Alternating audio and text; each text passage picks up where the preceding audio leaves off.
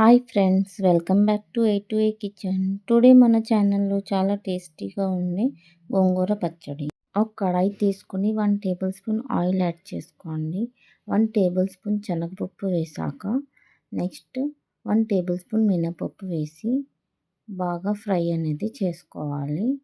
Next బాగా fry అయ్యాక 1 table spoon of ధనియాలు అనేది యాడ్ చేసుకోవాలి. ధనియాలు కూడా బాగా ఫ్రై అయ్యాక 1/2 టేబుల్ స్పూన్ ఆఫ్ జీరా అనేది యాడ్ చేసుకోవాలి. ఇవన్నీ మంచిగా లో ఫ్లేమ్లో పెట్టుకొని ఫ్రై చేసుకోండి. నెక్స్ట్ బాగా ఫ్రై అయ్యాక 10 to 15 రెడ్ చిల్లీస్ అనేవి యాడ్ చేసుకోండి.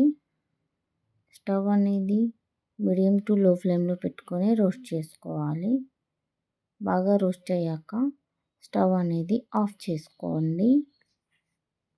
నెక్స్ట్ ఒక మిక్సీ జార్ తీసుకొని ముందుగా మనం రోస్ట్ చేసుకున్న శనగపప్పు మినపప్పుని ట్రాన్స్ఫర్ చేసుకోండి. వాటిని కూల్ అయ్యాక బ్లెండ్ చేసుకోండి. మళ్ళీ సేమ్ ప్యాన్ తీసుకోండి. దాంట్లోకి ముందుగానే మనం మంచిగా వాష్ చేసుకున్నటువంటి గోంగూరని ఒక కట్ట తీసుకున్నాను నేనైతే. వాటిని బాగా వేసి గోంగూరని ఒక 5 minutes వరకు బాగా మగ్గించండి. లో ఫ్లేమ్లో పెట్టి మధ్య మధ్యలో తిప్పుకుంటూ గోంగూర అనేది పేస్ట్ లాగా మగ్గిపోతుంది. నెక్స్ట్ ముందుగానే మనం ఫ్రై చేసుకున్నటువంటి వాటిని మిక్సీ చేసుకుని దాంట్లోకి గోంగూర పేస్ట్ అనేది యాడ్ చేసుకోవాలి. అది కూడా బాగా గ్రైండ్ అయ్యాక నెక్స్ట్ ఒక ప్యాన్ తీసుకోండి. 2 టేబుల్ స్పూన్ ఆయిల్ వేసి 2-3 వెల్లుల్లి అనేది కొంచెం కచ్చా పచ్చాగా దంచి ఆయిల్లోకి యాడ్ చేసుకోవాలి.